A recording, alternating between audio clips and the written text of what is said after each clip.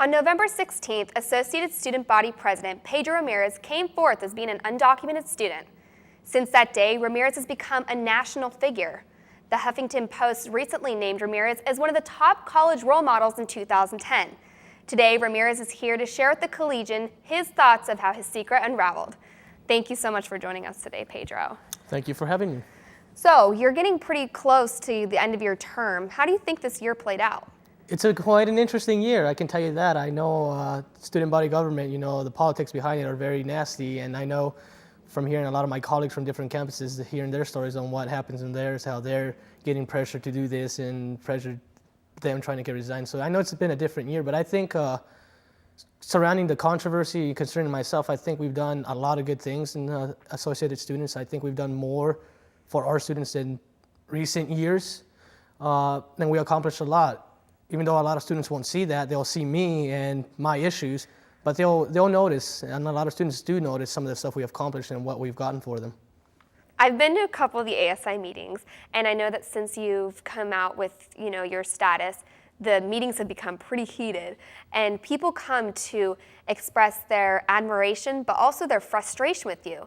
And you just keep like this blank face the entire time. What's going on in your head when people come out to say their opinion about, the situation you're in?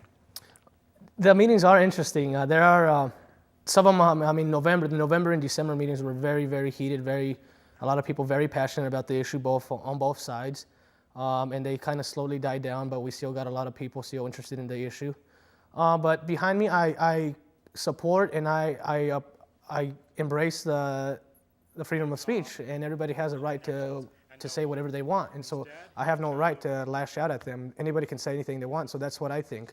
You can say everything what I want, but I still have my rights as an individual, and you have your rights as an individual, and so that's just what I do. I just let it roll off my back. Neil O'Brien comes to almost every meeting, and it's not a secret that he is like your big time not supporter. What are your thoughts on Mr. O'Brien? Me and him met this semester sometimes. He came to my office and I welcomed him in. We discussed a lot of issues, not only about me. We went on different issues of how the whole American government has let its people down with the federal government not doing its job. But we agree on a lot of issues and we disagree on a lot of issues. And that's the thing, two people can still be around and still have fundamentally different views. Like I said about freedom of speech, he has his right to talk and say anything he wants. He can stalk me or search anything about me, that's his right. But as long as I'm safe and I'm still living and I'm doing my job, that's all that counts. You said he stalked you? Did he stalk you? Not stalking, but he would attend some of the meetings that I would go to for the university committee. Just one or two, I don't recall. Really, I think just one. But just to see how I was doing as the student body president, the representative. And he made a website about you, therealpedro.com. What do you think about that? I'm flattered that he's given me that so much attention, that he's actually got a website for me. The information he posts there, he got it from my social networking sites. Okay, social networking sites are a credible source of information. Some of the things he posted that are false, and he's also made ridiculous claims. He thinks that me and Dr. Welty are gangsters. But, like I said, that's still part of freedom of speech, so he has every right to do anything,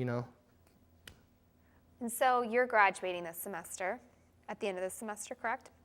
And now that the DREAM Act hasn't passed, what are your plans for after you graduate? I plan to go into grad school, so I applied in a couple of universities, so I'm still waiting to see if I got into some of those. If you could, do you think that you'd go back and do this all over again? Like how? Do you think that you'd replay this entire year if you could? Like not say I am undocumented, or? Yeah, would you come forth if you could play this out all over again? I was thinking a lot about that. A lot of people ask me that question: is if you had, did you ever regret coming out on all this? And I thought about, well, if I did, I wonder what would have I accomplished? What anything different would have happened? And I thought, well, no, we still got everything that I wanted to accomplish. Like I said, we've done a lot. I've got most of the stuff that I actually ran on, we actually completed, with the exception of a couple. But no, I think I'm grateful for everything, for all my friends and all the support and everything that we have accomplished and everything that I got to advance.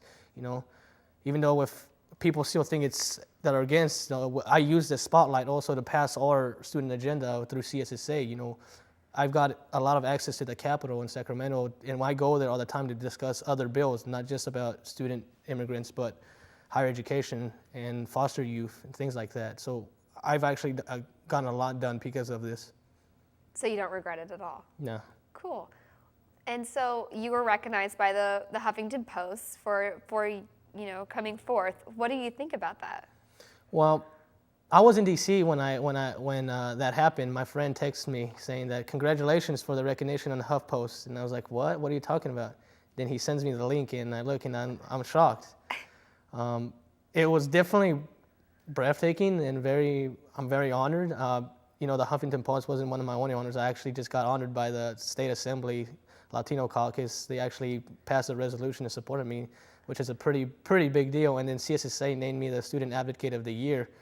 I don't understand why a lot of them think that I'm an inspirational figure or a hero. A lot of people have said that. For me, I'm just a student body president, just like anybody else, just doing his job. So it's different. It's weird. I think about it in a different light. Going back, do you feel like it's your fault for getting ASI into legal trouble? Some people are going to say that, and I'm going to say no, because every student has a right to get involved in the student body government and any clubs and organizations. It's the students that wanted to detract me in the organization that brought up and wanted to remove me, that brought up that legal question, in which the lawyers found out that, no, he has every right. The CSU ruled that I have the right to serve. So they wanted to go against that just to try to remove me. So it was those students that brought that really wanted to remove me so bad, and then they end up finding out that the only way they can do it is if they go through the right path, a recall election, which I told them since the whole beginning of this. I was elected democratically, so you can remove me democratically, yet nobody actually tried to do it. So I would say I do kind of blame me a little bit here and there, but I have a right to serve, and that's it. Besides ASI, is there anything you're going to take away from college? I'm going to learn, I learned a lot from being here at CSU Fresno, all the programs we have in services. Time management is one of the biggest things I learned how to control now. Fear of public speaking, I guess you can say. I used to be one of those that did not want to be, like right now, behind the camera, like in front of the camera. Now I'm not shy, and I can talk to people, and I'm not afraid to do so. So public speaking. So just all the skills and insights that I learned from Fresno State. Great. Do you feel that Fresno State supported you throughout your term? Well, I can't say that it did, because I don't speak for everybody. Everybody has their own opinion, and they have the choice to voice it or not. So, there's always going to be those people that did support me and just decided not to say anything. There's people that didn't support me and chose to say nothing. And there's going to be those people that actually just don't care at all because it's, student body government, say aside, it doesn't matter. But I had a lot of support. I had the support from the administration. I had a lot of support from the faculty, and I have a lot of support from the students. The rally was one show of that.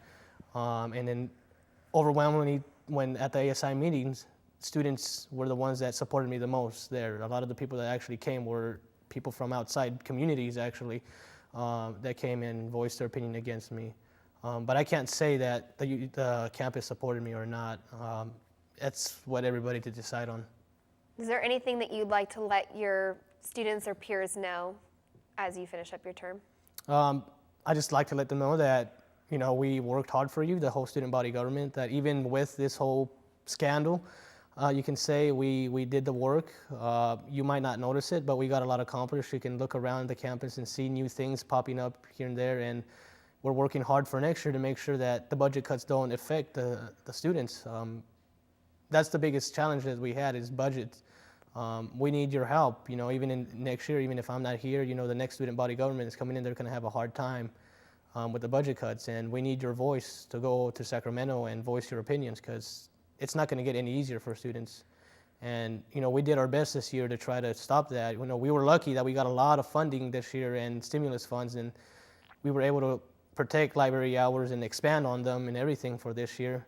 But next year's going to be really tough, and we need everybody. And is Fresno State one of the places you applied for grad school? Maybe. I don't know. I applied to a lot of them, so I'm also looking to go out, explore a little bit here and there. But, Fresno State, is always my home, so it's one of my choices. So we may see you again next year? Maybe. Great. Well, thank you so much for coming and talking to us today, and I wish you the best of luck in the remaining days of your term. Thank you.